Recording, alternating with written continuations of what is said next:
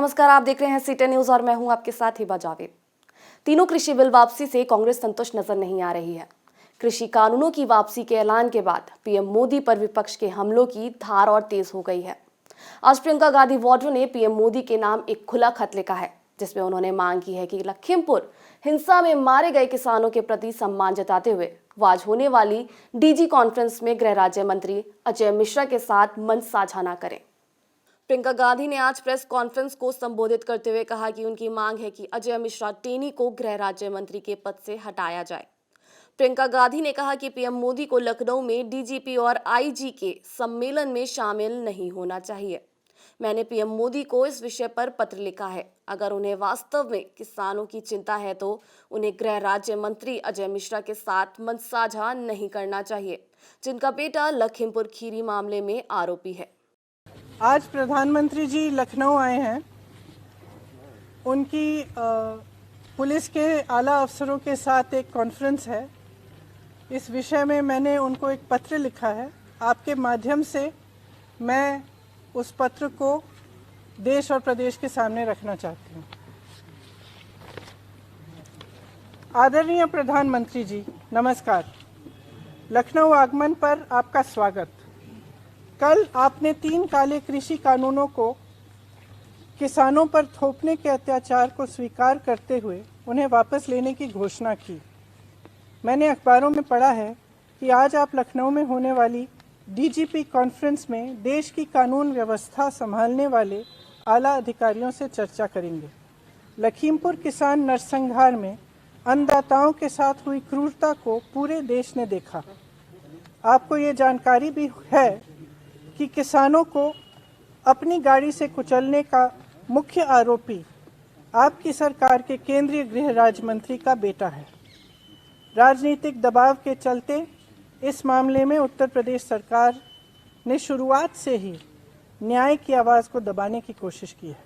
माननीय उच्चतम न्यायालय ने इस संदर्भ में कहा है कि सरकार की मंशा देखकर लगता है कि सरकार किसी विशेष आरोपी को बचाने का प्रयास कर रही है। कांग्रेस महासचिव ने पीएम मोदी को पत्र में लिखा कि केंद्रीय गृह मंत्री राज्य मंत्री अजय मिश्रा टेनी अभी भी आपके मंत्रिमंडल में अपने पद पर बने हुए हैं। यदि आप इस कॉन्फ्रेंस में आरोपी के पिता के साथ मंच साझा करते हैं तो पीड़ित परिवारों को स्पष्ट संदेश जाएगा कि आप अभी भी कातिलों के संरक्षण करने वालों के साथ खड़े हैं। ये किसान सत्याग्रह में शहीद 700 से अधिक किसानों का घोर अपमान होगा। वहीं अपने पत्र के आखिर में प्रियंका गांधी ने लिखा है, अगर देश के किसानों के प्रति आपकी नीयत सचमुच साफ है तो आज अपने केंद्रीय गृह राज्य मंत्री के साथ मंच पर विराजमान मत होइए, उनको बर्खास्त कीजिए। देश भर में किसानों पर हुए मुकदमों को वापस लीजिए और सभी शहीद किसानों के परिवारों को आर्थिक अनुदान दीजिए। उन्होंने आगे लिखा कि राजनीतिक दबाव के चलते इस मामले में यूपी सरकार ने शुरुआत से ही न्याय की आवाज को दबाने की कोशिश की है। सुप्रीम कोर्ट ने भी इस संदर्भ में कहा कि सरकार की मंशा देखकर लगता है कि सरकार किसी विशेष आरोपी को बचाने का प्रयास कर रही है। यदि आप आज लखनऊ में होने वाली डीजीपी कॉन्फ्रेंस में आरोपी के पिता के साथ मंच साझा करते हैं तो पीड़ित परिवारों को स्पष्ट संदेश जाएगा कि आप अभी भी कातिलों का संरक्षण करने वालों के साथ खड़े हैं। ये किसान सत्याग्रह में शहीद 700 से अधिक किसानों का घोर अपमान होगा। कल प्रधानमंत्री ने प्रकाश पर्व के मौके पर किसान कानून वापस ले लिए जाएंगे का ऐलान किया।